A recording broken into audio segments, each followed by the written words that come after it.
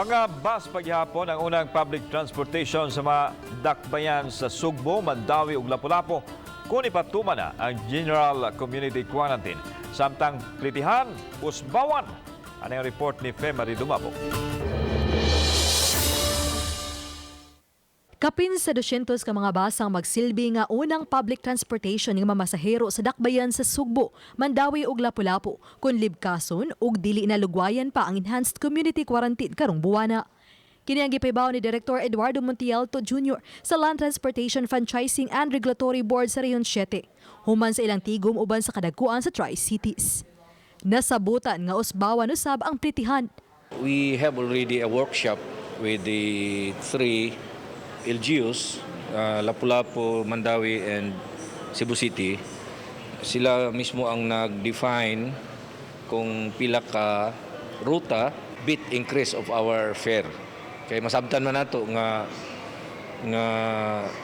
minsan na 50% naman ang makasakay. Ang 9 pesos karon nga Plitihan sa non-aircon buses sa unang 5 ka kilometro mamahimo na unyang 11 pesos ug 1.85 sentimos sa mosunod nga kilometro.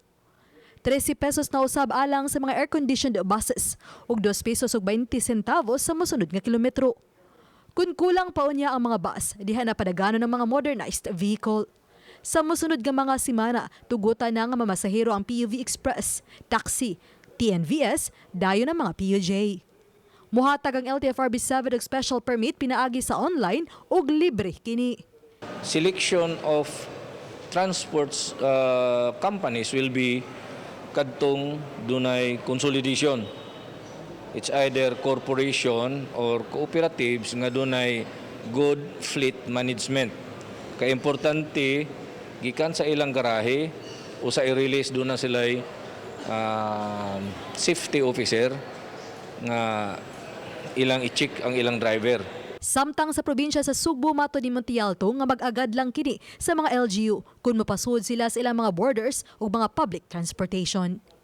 Uban ni Cleofer Lumayag, ako si Femari Dumabok, Balitang Bisdak.